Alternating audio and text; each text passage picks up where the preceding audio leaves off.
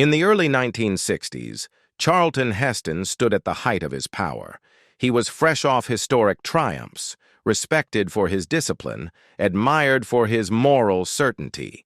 Yet behind the carefully crafted image of strength, one of the most famous women in the world could barely stand to share the same space with him. What began as creative tension slowly hardened into something colder, more personal, and far more lasting than anyone expected. The man who believed in order. Before understanding why resentment grew around him, it is important to understand who Charlton Heston truly was. Born in 1923 in a place called No Man's Land, Illinois, he grew up during the Great Depression in a family constantly fighting instability. His parents divorced when he was 10, a rupture that left a deep mark on him. Structure became safety. Discipline became identity. His childhood was not glamorous. His father struggled to keep a sawmill running. Money was uncertain. The family moved frequently in search of better prospects. For a sensitive boy, that kind of instability leaves an imprint. When his mother remarried and he took the surname Heston from his stepfather, it was more than a name change. It was a quiet reinvention. From an early age, he learned that survival required composure and control. Acting entered his life almost by accident during high school. He auditioned for a school play with little expectation and landed the lead role. That moment did not make him famous, but it gave him direction. At Northwestern University, he attacked the craft with intensity. He performed in roughly 30 productions in just 2 years, sometimes functioning on only a few hours of sleep. He treated rehearsal as duty, not indulgence. Even then, he believed that talent meant nothing without discipline. When World War II escalated, he did not hesitate.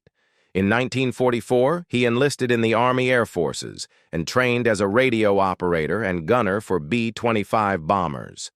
He was stationed in the Aleutian Islands, an environment defined by freezing winds, isolation, and constant tension.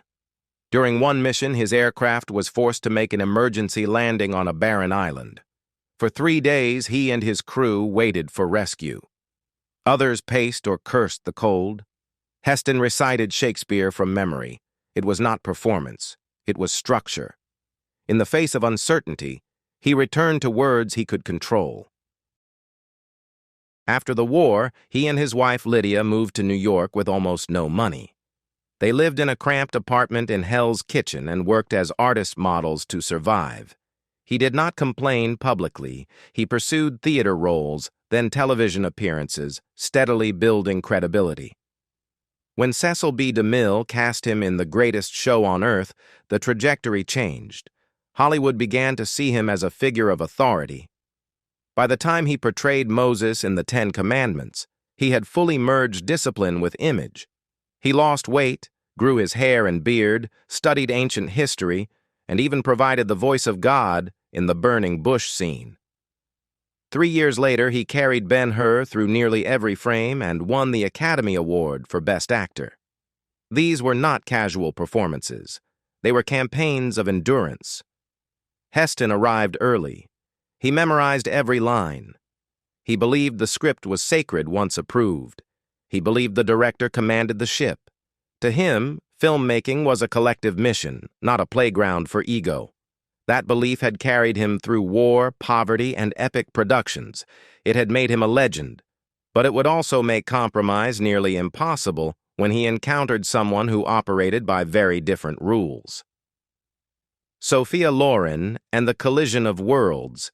When Heston agreed to star in El Cid, he was already an established titan. The production, led by Samuel Bronston, was massive and expensive. Opposite him was Sophia Loren, one of the most glamorous and internationally adored actresses in the world.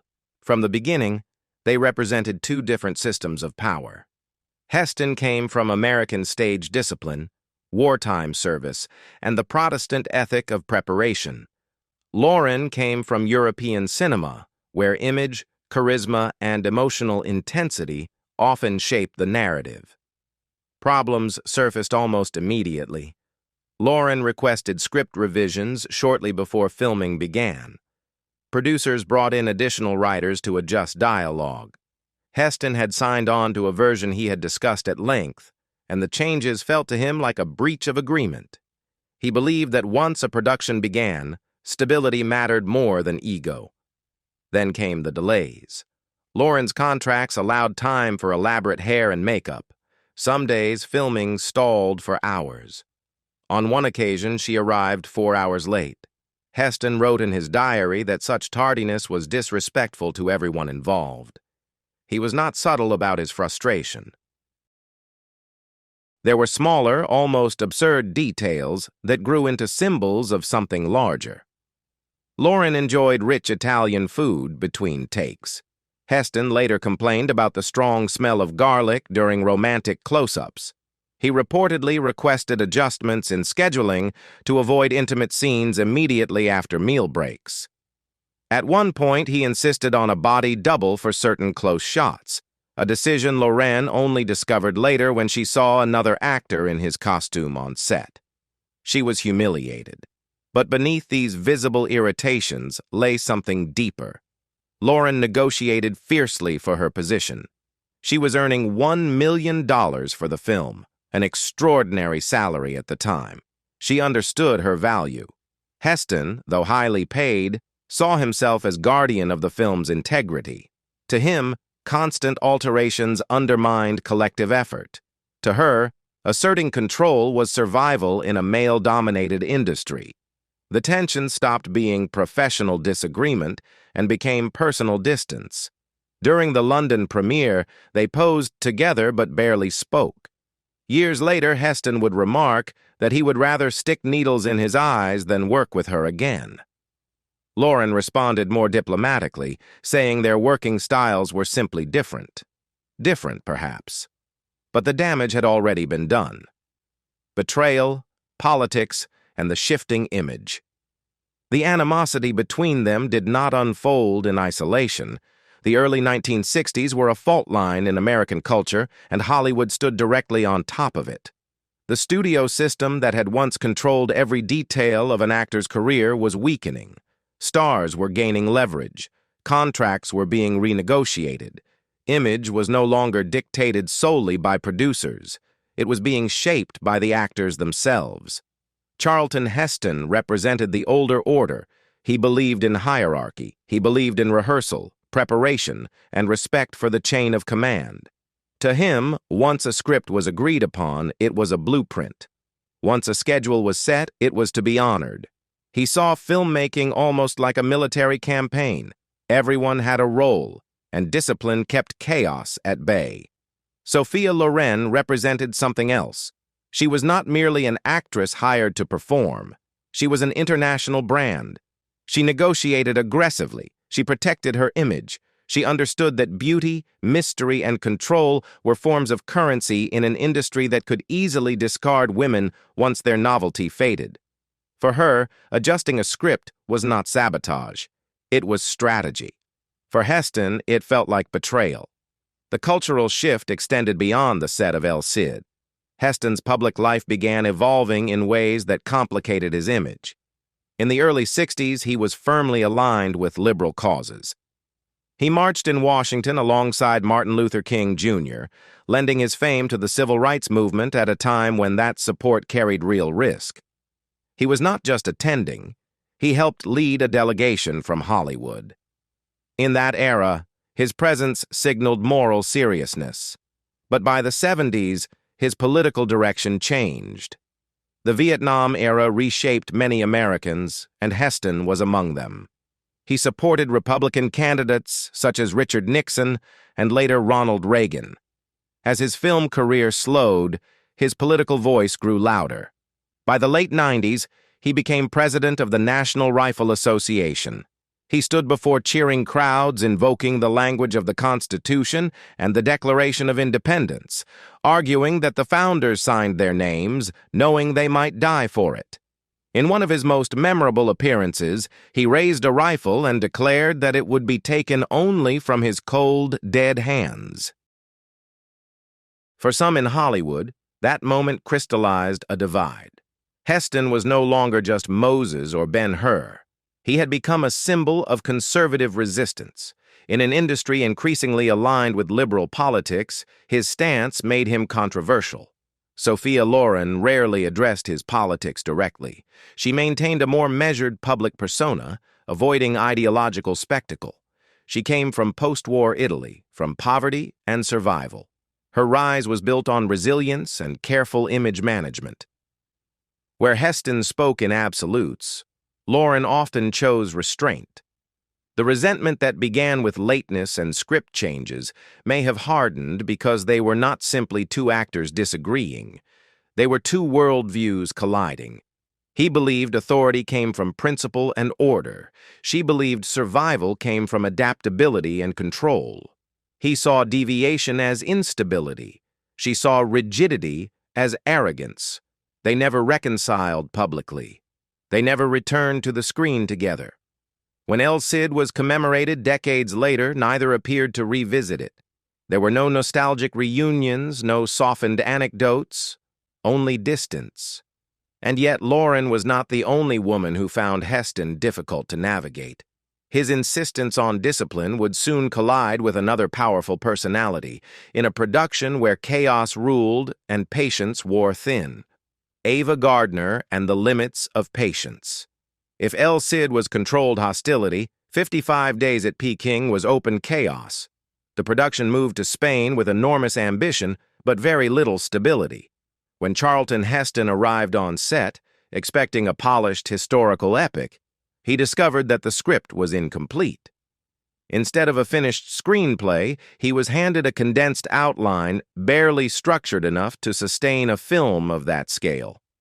For a man who built his confidence on preparation, this was an immediate warning sign. The foundation was unstable before cameras even rolled. The Spanish summer was merciless. Temperatures climbed above 100 degrees. Heavy costumes clung to exhausted bodies. Days stretched long, tempers shorter. Into this pressure stepped Ava Gardner, already a legend, already unpredictable. Her beauty was undeniable, her presence magnetic, but her reputation preceded her. Early in production, she hosted a gathering at her Madrid apartment for cast and crew. It felt like an attempt at unity, a gesture of camaraderie. For a brief moment, there was laughter, optimism, and hope that the film could survive its rough start. That optimism faded quickly. Gardner began arriving late to readings and rehearsals. On some mornings, she appeared visibly intoxicated. Lines slipped from memory. Scenes had to be restarted again and again. What should have taken minutes stretched into hours. The delays were no longer minor inconveniences. They became financial hemorrhages. The budget, originally set at $7 million, eventually ballooned to $17 million. Every wasted day cost tens of thousands. There were explosive moments. A heated confrontation with director Nicholas Ray stopped filming entirely. On another day, during a volatile exchange, equipment was damaged. Crew members whispered about requesting transfers to other units just to escape the tension.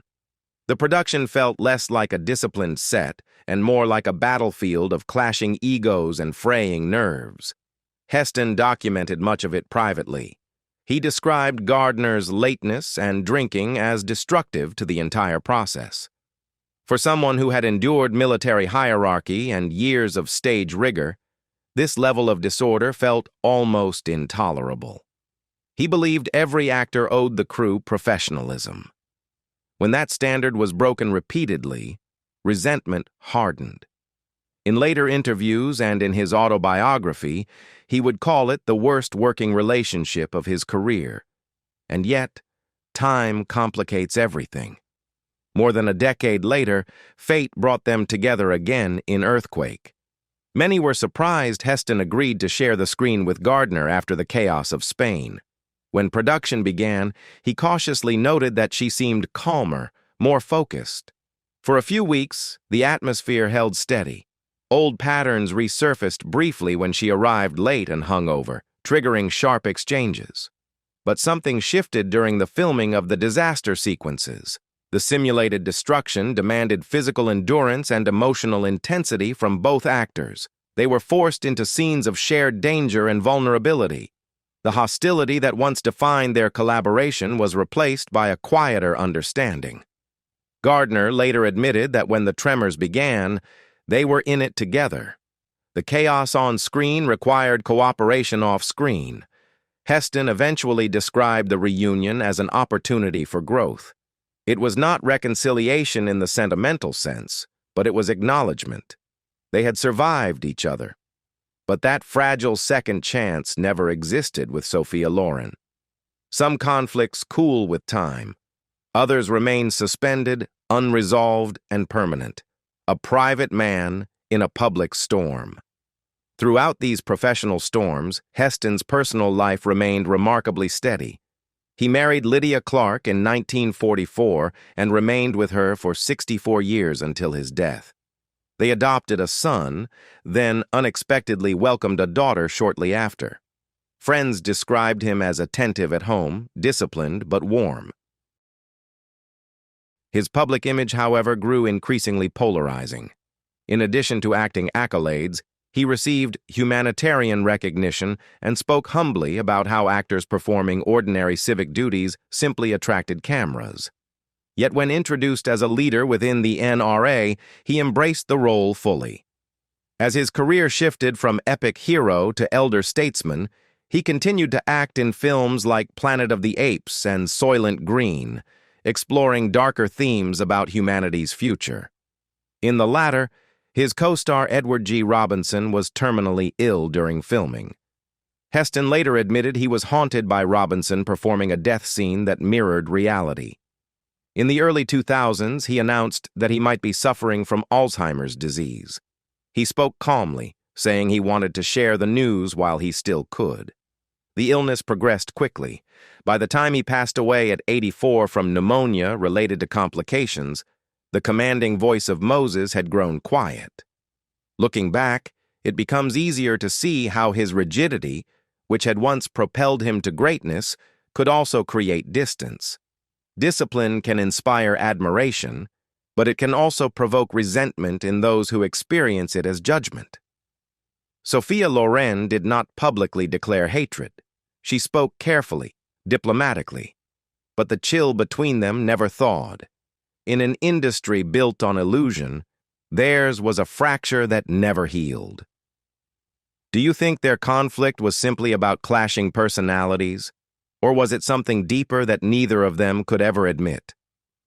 Share your thoughts below.